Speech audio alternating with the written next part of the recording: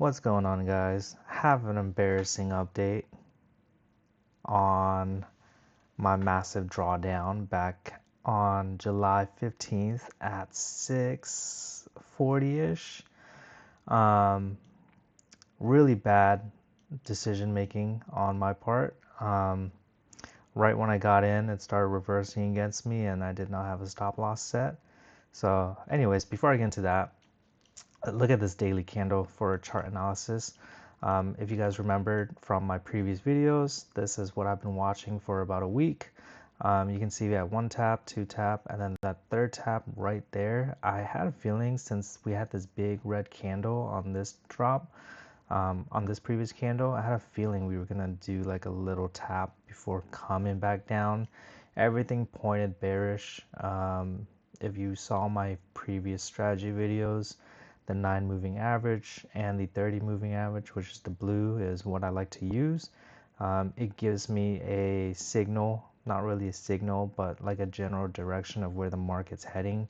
I use them across all time frames, so the 5, the 15, 30, 1 hour, 4 hour, and daily are my main time frames that I use. Okay, so to get into the trade that I did on July 15th, I took two losers. They were very small losers, $200 each. So I was already down like $400, something like that. And then I followed my strategy exactly as I planned it. I guess my issue was I can't take losers. I can't take a losing day, so I always have to end green. That's my main issue that I have to work on. So just to get into it, I did take a short right here. If I remember, it was 640. I saw a red candle, which was my play. And if you guys are familiar with my strategy, using the 9 moving average is bearish if it's below the 30 moving average. And then I'll wait for a pullback and then wait for a red candle close for a short. And then, so that would be my confirmation candle. The next candle would be my trigger candle. And for some reason I got into this one and it just started reversing on me before I could even set a stop loss. And I just kind of let it run without me. Or sorry, I let it run with me since I was in the trade. I made every excuse to stay in this trade, as bad as that is, and I should have just got out like maybe 10, 15 points, even if it started like tapping right here. Once it reached right here, I thought it was gonna wick down, and that's why I eventually held. Another reason why I held was I kept making excuses on holding longer. So for an example, this is the 15 minute. So I was looking at the 15 minute, and this is that candle that I traded. I was like, okay, well, it might go up and then it touches the 30 and then it might come back down. Once I saw that wick on the 30, I made the bad decision of averaging down. So I added one more contract, totaling 2 contracts in total for NQ.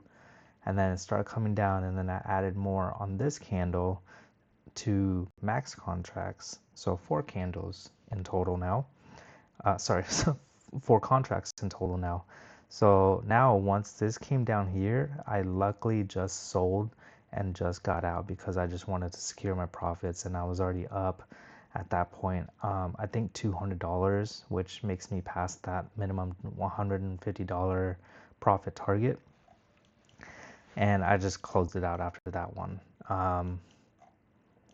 Let me think, what else do I have to go over?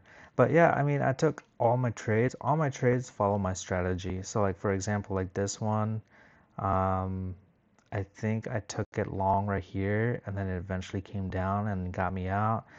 And then I also went short. I think I went short right here on this candle, and then this candle took me out before going down again. And then that's when I took this bad trade. So that was my third or fourth bad trade. I don't remember which one I took, but that was my worst one. And that was just something that I kind of have to work on. I'll probably piece the recording together, but that's pretty much what happened on July 15th. And I'll have to make it a separate video for July 16th, and I'll link it towards the bottom.